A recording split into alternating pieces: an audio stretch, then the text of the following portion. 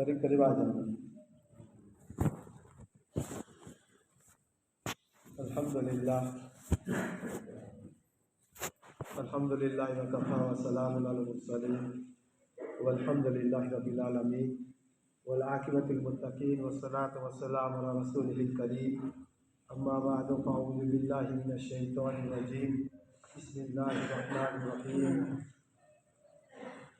वमन अहसनु क़ौलन मिम्मन दआ इलल्लाहि व अमिला सालिहन व क़ाला इन्ननी मिनल मुस्लिमीन सदक़ल्लाहुल अज़ीम सदक़ल्लाहु मौलानिल अलीयुल अज़ीम।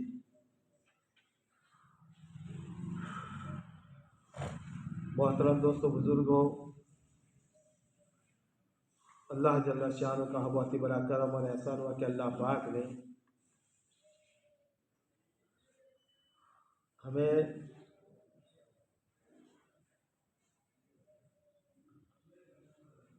जुम्मा की नमाज जो है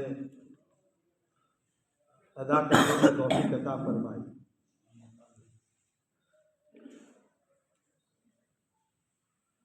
मोहतरम दोस्तों, बुजुर्गों, अल्लाह पाक ने हमें जो दीन दिया है, ये दीन बहुत ही बरकत वाला है और बहुत ही जो है अल्लाह के यहाँ कबूल है। इसलिए अल्लाह पाक खुद फरमाते हैं कि मैंने दीन इस्लाम को कबूल कर लिया है।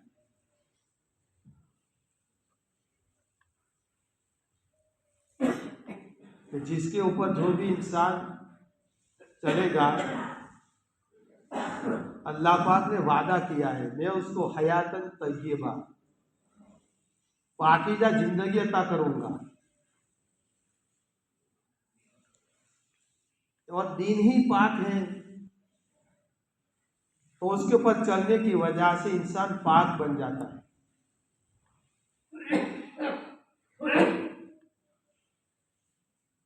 अब उसकी वजह से जो है उसकी जिंदगी जब सही बन जाती है, अच्छी बन जाती है, तो वो दिन ब दिन अल्लाह का करीब होता जाता है।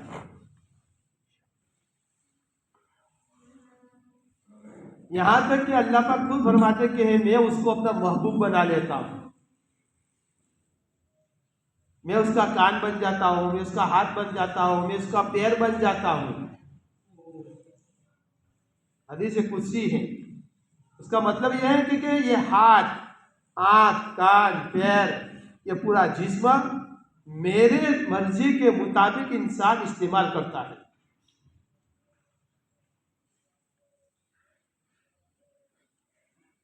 मेरी मर्जी के मुताबिक इस्तेमाल करता है, और मेरी मर्जी के खिलाफ अगर इस्तेमाल हो जाता है तो वो तौबा कर लेता है, डर जाता है कि मेरी आंख से गुनाह हो गया, मेरी कान से गुनाह हो गया, मेरी जबान से गुनाह हो गया, तो वो डर जाता है।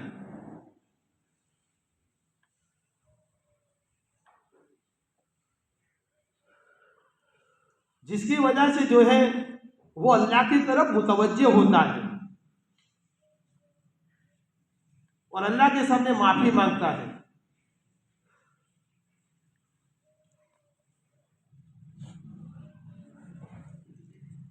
इसीलिए तो जो है सहाबे किराम को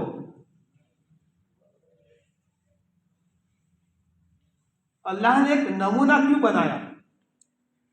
अस्हाबी का नुजूम इख्तलैतुम इख्तलैतुम, मेरे सहाबा सितारों के मानिंद है कि उनमें से जिसकी भी तुम इक्तिदा कर लोगे वो राह रास्ते पर पहुंच जाओगे तुम। तो ये सहाबा की जिंदगी हमारे लिए एक नमूना बनाया।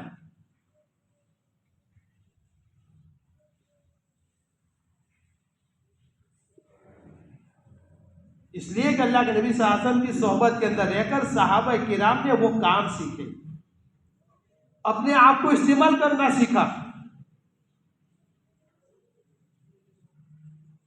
ये जिस्म, ये आंख, ये हाथ, ये पैर, ये मेरा नहीं है, मैं जिस तरीके चाहूं इस्तेमाल करूं ऐसा नहीं है।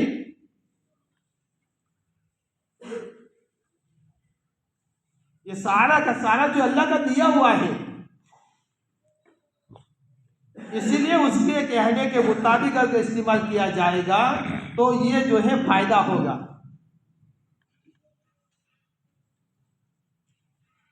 और अगर उसके खिलाफ इस्तेमाल किया जाएगा तो खुद का नुकसान तो है, लेकिन पूरी आलम के अंदर बसने वाले इंसानों का नुकसान होगा।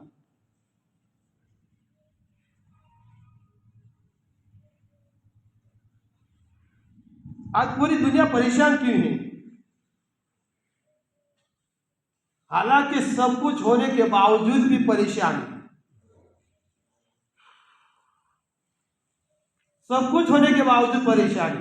पहले इतनी चीजें हमारे पास नहीं थी, पहले इतनी चीजें इंसानों के पास नहीं थी, इतनी सहूलत इंसानों के पास नहीं थी, लेकिन फिर भी चैन और सुकून वाली जिंदगी गुजरती थी।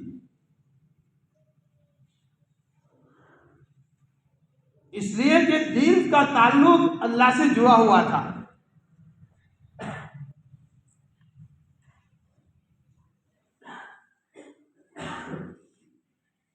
जब ये दिल का ताल्लुक अल्लाह से जुड़ा हुआ था तो इंसान के अंदर दिल के अंदर हमदर्दी थी, रहमदिली थी।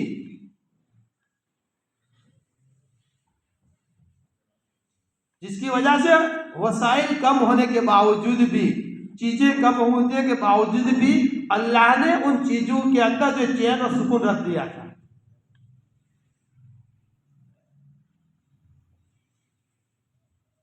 अक्सर से अक्सर आज से 50 साल पहले चले जाओ, अक्सर से अक्सर तलबा, अक्सर से अक्सर जो है लोग गुर्बत के अंदर जिंदगी गुजारते थे। लेकिन पूछो तो कैसे चैन सुकून है, बहुत आराम है। ये अल्लाह की तरफ से था।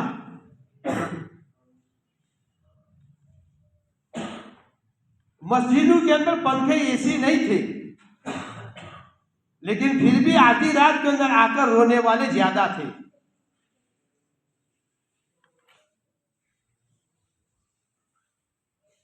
और आज सब चीजें होने के बावजूद इंसान परेशान है।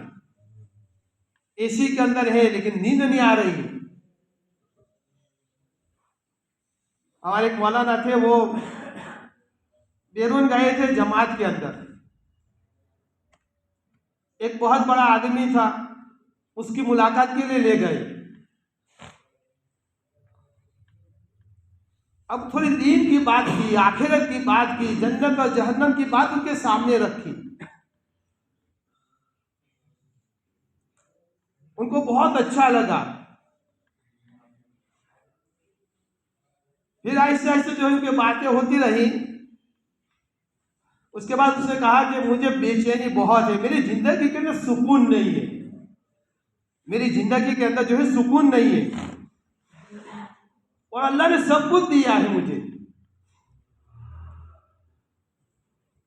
मौलाना ने फरमाया कि भाई सुकून क्यों नहीं है, आपके पास तो सब कुछ, सब चीजें हैं।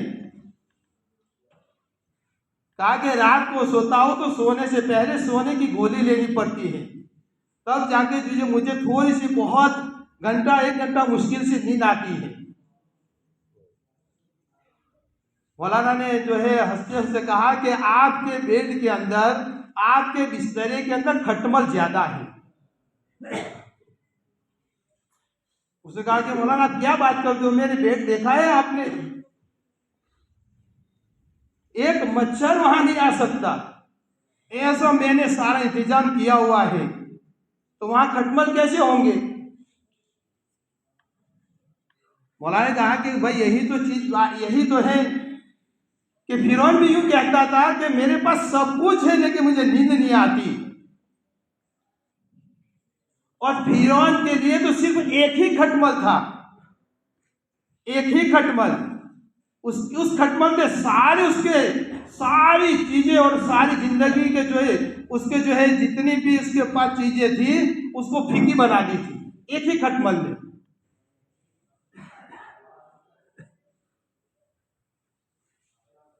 सारे मोहल्ला, सारी चीजें, अच्छी अच्छी चीजें, लेकिन थोड़ा सा खाता था, फौरन टेंशन आता था कि यार क्या होगा।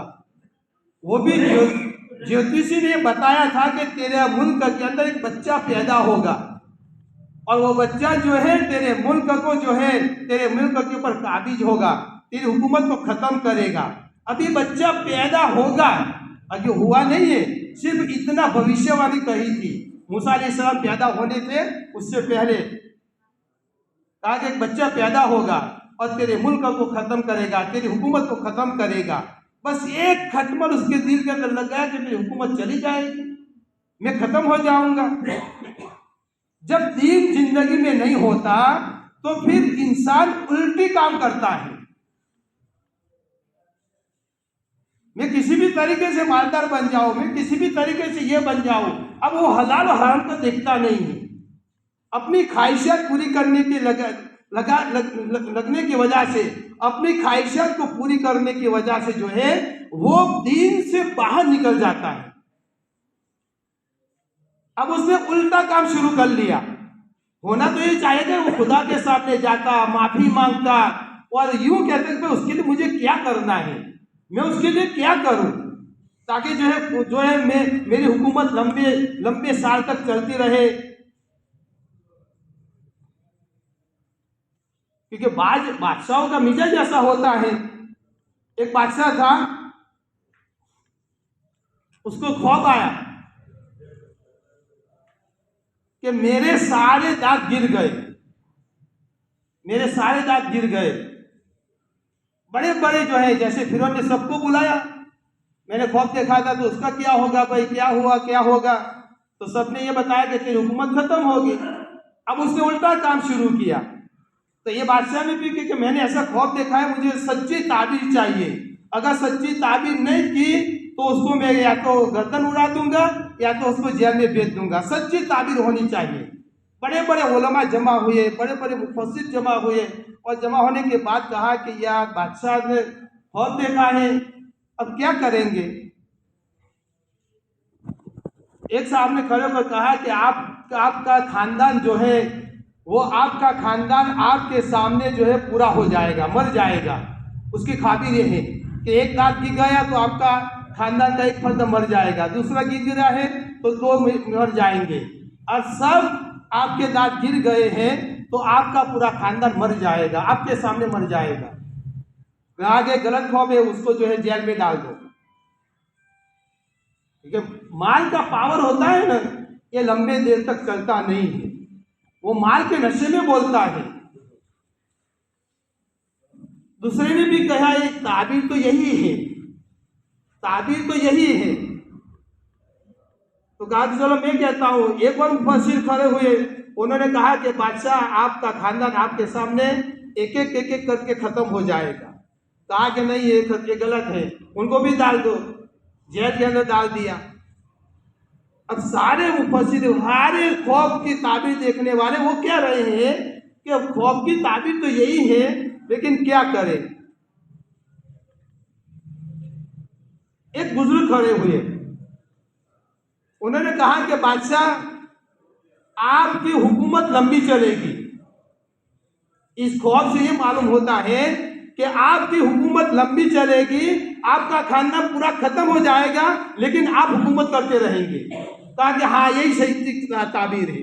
उनको इनाम दिया गया, हालांकि वही था, वही बात थी। तो ये भी फिरौन ने कहा कि उसके लिए मैं ये करूं, सारे बच्चों को कत्ल करना शुरू कर दिया। मिस्र के अंदर जितने भी बच्चे पैदा होते उनको खत्म किया जाता, उनको कत्ल किया जाता। तो ये एक दीन की मेहनत है, एक किस्सा है लंबा, जो है आइंदा करेंगे। तो असल में क्या है कि भाई ये दीन की मेहनत है, दीन की मेहनत के अंदर ही हमारी बका है, दीन की मेहनत के अंदर ही हमारी जो है अल्लाह ने हमारे लिए खुशहाल रखी है। दीन की बॉर्डर से बाहर निकलते हैं तो फौरन जो है हमारे ऊपर अल्लाह की तरफ से चैन और सुकून सबसे पहले छीन लिया जाता है। और आज पूरी दुनिया के अंदर जो है वो यही हालत है, यही मेहनत है। इसलिए जो है अभी जो है मेहनत ये है कि भाई अपने घरों के अंदर घर की तालीम की जाए। हमारी माँ बहनें जो हैं, हमारी बच्चियाँ जो हैं, उनकी देखभाल किया जाए, दीनी एतबार से उनकी तरबियत की जाए। हमारे बच्चे को, हमारे जवान बच्चियों को और हमारे जवान लड़कों को, लड़के के जो थे वो तो कभी जुम्मा के अंदर आते हैं तो बात सुन लेते हैं, ईमान ईमान ईमान ईमान बोला जाता है, नमाज नमाज नमाज की दावत दी जाती है। तो हमारे मर्दों के कान के अंदर तो कभी अल्फाज पढ़ते और सुनते हैं, कभी मुर्तद होने की वो वईद होती है तो वो हमारे कान के अंदर पड़ती है, लेकिन हमारे जवान बच्चियों के दिलों के अंदर ये बात कभी नहीं होती, जिसकी वजह से आज आसानी से इस्लाम छोड़ के जा रहे हैं। ये हम सब की फिक्र है, ये हम सब की जिम्मेदारी है। अल्लाह के नबी साहब मौलाना फरमाया करते थे कि अल्लाह के नबी साहब के ज़माने के अंदर एक भी औरत मुर्तद नहीं हुई। हाँ, मर्द मुर्तद हुए हैं, इस्लाम लाने के बाद वो वापस जो है वो इस्लाम को छोड़कर चले गए हैं मर्द हजरात, लेकिन अल्लाह के नबी सल्लल्लाहु अलैहि वसल्लम के ज़माने के अंदर एक भी औरत मुर्तद नहीं हुई। और ये नहीं है कि अल्लाह के नबी सल्लल्लाहु अलैहि वसल्लम के ज़माने के अंदर सिर्फ मर्दों को ही तकलीफें दी जाती थी, औरतों ने भी बड़ी कुर्बानी दी है और बड़ी तकलीफें उन्होंने उठाई है, लेकिन उनको बड़ी लालचें भी दी जाती थी। लेकिन एक भी औरत, एक भी लड़की कभी इस्लाम से बाहर नहीं निकली। बताते हैं इसलिए कि उनके घरों के अंदर दीन की मेहनत थी, दीन की तालीम थी और इस्लाम के छोड़ने की वजह उनको बताई जाती थी, जिसकी वजह से वो शहीद होने के लिए तैयार होती थी, लेकिन एक भी लड़की इस्लाम से खारिज नहीं हुई। और आज के ज़माने के अंदर क्या है कि घर के अंदर मेहनत न होने की वजह से हमारी बच्चियों को इस्लाम के छोड़ने के वही क्या है वो उनके सामने नहीं है, जिसकी वजह से आज आसानी से इस्लाम को छोड़ के जा रही है। ये हम सब की जिम्मेदारी है। ऐसा नहीं कि फलानी जगह के हो रहा है और हम इत्मीनान से बैठेंगे, कल क़यामत के दिन ये लड़की हमारा गिरबान पकड़ेगी। इसलिए जो है ये आसान मेहनतें हैं, हम अपने घरों के अंदर अपने बच्चियों को लेके बैठे और इस्लाम के छोड़ने की जो वईदें हैं और जो उसके अजाबात हैं उनके सामने रखे जाए, उनको बताया जाए और जो है इस्लाम से निकल कर जाने की क्या क्या सजाएं आखिर के अंदर हमेशा के लिए जहन्नम के अंदर जलेगी, वो अजाबात उनको बताने पड़ेंगे ताकि उनके समझ में अंदर आएगा तो ये शहीद होने के लिए तैयार होगी, लेकिन इस्लाम नहीं छोड़ेगी। इसलिए जो है ये मेहनत अपने घरों के अंदर घर की तालीम की वजह से, घर की तालीम के जरिए से हमारे घरों के अंदर ये हो सकती है। इसलिए हम उसकी मेहनत और कोशिश करें ताकि जो है ये इस्लाम से निकल कर जा रही हैं, ताकि ये हमारी जो है इस्लाम के अंदर रहें और जो है ईमान यकीन के साथ, आमाल के साथ उनकी ज़िंदगी के अंदर दीन बाकी रहे। इसलिए हमें मेहनत और कोशिश करनी है। अल्लाह ताला हम सबको अमल करने की तौफीक अता फरमाए।